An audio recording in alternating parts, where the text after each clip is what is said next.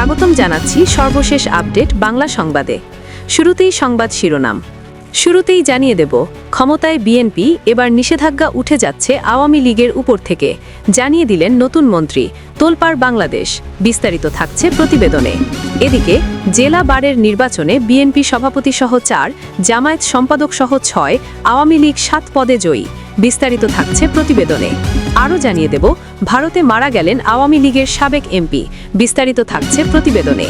এদিকে নরসিংদীতে ধর্ষণের পর হত্যা মামলায় নুরা সহ 7 জন রিমান্ডে, বিস্তারিত থাকছে প্রতিবেদনে। আরও জানিয়ে দেব, ইরানি হামলায় তেল আবিবে অন্তত 40 ভবন ক্ষতিগ্রস্ত, বিস্তারিত থাকছে প্রতিবেদনে। এবং সর্বশেষ জানিয়ে দেব, খামেনি হত্যার প্রতিশোধ নেওয়া ইরানের দায়িত্ব ও বৈধ অধিকার, পেজেশকিয়ানের মন্তব্য, বিস্তারিত থাকছে প্রতিবেদনে। এতক্ষণ শুনছিলেন সংবাদ শিরোনাম, এবারে বিস্তারিত। আর আওয়ামী লীগের উপর থেকে নিষেধাজ্ঞা উঠে যাবে? আওয়ামী লীগহীন নির্বাচনে জিতে ক্ষমতায় এসেছে বিএনপি, আর তারপর থেকেই জল্পনা ছড়ায় এবার কি নিষেধাজ্ঞা উঠে যাবে আওয়ামী লীগের উপর থেকে। এবার সেই জবাব দিলেন বিএনপির মহাসচিব ও স্থানীয় সরকার মন্ত্রী মির্জা ফখরুল ইসলাম আলমগীর। তিনি বলেছেন, বিভিন্ন স্থানে আওয়ামী লীগের কার্যালয় খোলার যে প্রসঙ্গ, সেটিকে আইনগতভাবে দেখা হবে। সোমবার সকালে ঢাকার নয়াপল্টনে বিএনপি কেন্দ্রীয় কার্যালয়ে সাংবাদিকদের প্রশ্নোত্তরে এই কথা বলেন মির্জা ফখরুল। সাংবাদিকেরা প্রশ্ন করেন, বিভিন্ন স্থানে আওয়ামী লীগের অফিসগুলো খোলা হচ্ছে, এই বিষয়ে সরকারের অবস্থান কি? উত্তরে মির্জা ফখরুল ইসলাম আলমগীর বলেন, এটা আমরা চাইনি, এবং যেহেতু আইনগতভাবে বলা আছে যে তাদের কার্যক্রম নিষিদ্ধ, সেভাবেই এটাকে দেখা হবে সব জায়গায়। ত্রয়োদশ জাতীয় সংসদ নির্বাচনের জয়ের পর এই প্রথম বিএনপির কোনো মন্ত্রী বা জ্যেষ্ঠ নেতা এই কার্যালয়ে যান। সকাল 10:30টায় নয়াপল্টন অফিসে যান বিএনপি মহাসচিব। সেখানে দলটির নেতাকর্মীরা মির্জা ফখরুলকে ফুল দিয়ে শুভেচ্ছা জানান। রেড সাংবাদিকদের সঙ্গে আলোচনার সময় মির্জা ফখরুল বলেন, নয়াপল্টনে বিএনপির এই কার্যালয় থেকে বিগত সময়ে সবচেয়ে বেশি আন্দোলন ও কর্মসূচি পালন করা হয়, যার নেতৃত্বে ছিলেন বিএনপির প্রয়াত চেয়ারপারসন ও প্রাক্তন প্রধানমন্ত্রী খালেদা জিয়া। মির্জা ফখরুল বলেন, এই কার্যালয় থেকে দেওয়া কর্মসূচিগুলো জনগণকে অনুপ্রাণিত করেছিল। স্থানীয় সরকার নির্বাচন নিয়ে সাংবাদিকদের এক প্রশ্নের উত্তরে মির্জা ফখরুল ইসলাম আলমগীর বলেন, সঠিক সময়ে সরকারি নিয়ম মেনে স্থানীয় সরকার নির্বাচন অনুষ্ঠিত হবে। এদিকে জেলা বারের নির্বাচনে বিএনপি সভাপতি সহ 4, জামায়াত সম্পাদক সহ 6, আওয়ামী লীগ 7 পদে জয়ী। কক্সবাজার জেলা আইনজীবী সমিতির নির্বাচনের ফলাফল ঘোষণা হয়েছে। ঘোষিত ফলাফলে সভাপতি সহ 4 পদে নির্বাচিত হয়েছেন বিএনপিপন্থী জাতীয়তাবাদী আইনজীবী ফোরাম সমর্থিত প্যানেলের প্রার্থীরা। এ প্যানেল থেকে সভাপতি হয়েছেন আব্দুল মান্নান, সহসভাপতি মুহাম্মদ আবদুল্লাহ, পাঠাগার ও তথ্য প্রযুক্তি সম্পাদক শওকাত ওসমান এবং সদস্য পদে আজিজুল করিম সহ মোট 4 জন জয়লাভ করেছেন।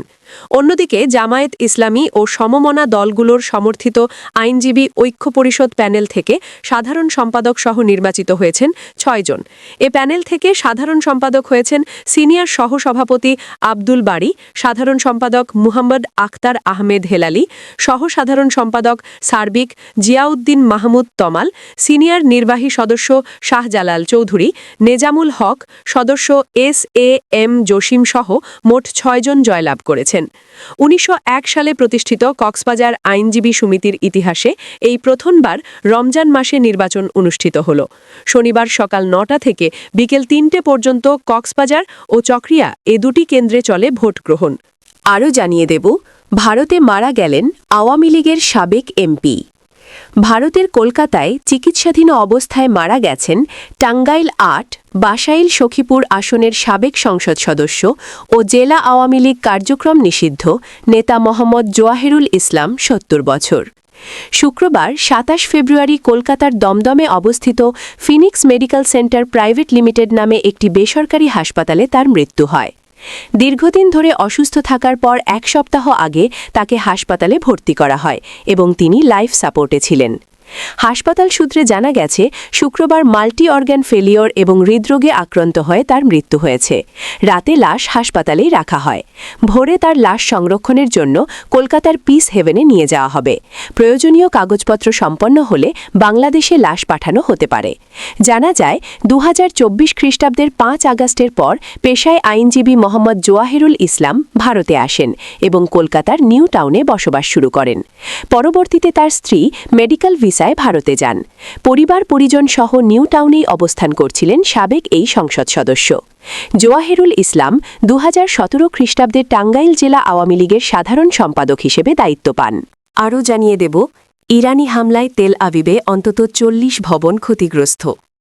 ইরানের হামলায় শনিবার ইসরায়েলের তেল আবিবে অন্তত 40টি ভবন ক্ষতিগ্রস্ত হওয়ার খবর পাওয়া গেছে, যেখানে এরপর 200রও বেশি বাসিন্দাকে তাদের বাড়ি থেকে সরিয়ে নেওয়া হয়েছে। ইসরায়েলি সংবাদমাধ্যম হার্টস সিটি মিউনিসিপ্যালিটির বরাত দিয়ে জানিয়েছে, ক্ষতিগ্রস্তদের শহরের 3টি হোটেলে অস্থায়ীভাবে রাখা হয়েছে। শহর কর্তৃপক্ষ জানায়, হামলার ফলে আবাসিক ভবনসহ বিভিন্ন স্থাপনায় ব্যাপক ক্ষয়ক্ষতি হয়েছে। ক্ষতিগ্রস্ত ভবনগুলোর নিরাপত্তা যাচাই ও প্রয়োজনীয় সংস্কার না হওয়া পর্যন্ত বাসিন্দাদের হোটেলেই রাখা হবে। এদিকে জরুরি সেবা সংস্থাগুলো ক্ষতিগ্রস্ত এলাকায় তল্লাশি ও সহায়তা কার্যক্রম চালিয়ে যাচ্ছে। এদিকে খামেনি হত্যার প্রতিশোধ নেওয়া ইরানের দায়িত্ব ও বৈধ অধিকার, পেজেশকিয়ান।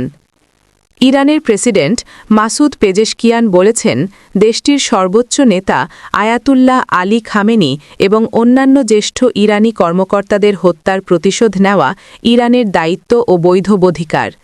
এক শোকবার্তায় তিনি বলেন, ইসলামী প্রজাতন্ত্র ইরান এই ঐতিহাসিক অপরাধের পরিকল্পনাকারী ও বাস্তবায়নকারীদের বিরুদ্ধে বিচার চাওয়া ও প্রতিশোধ নেওয়াকে নিজেদের দায়িত্ব ও বৈধ অধিকার হিসেবে বিবেচনা করে।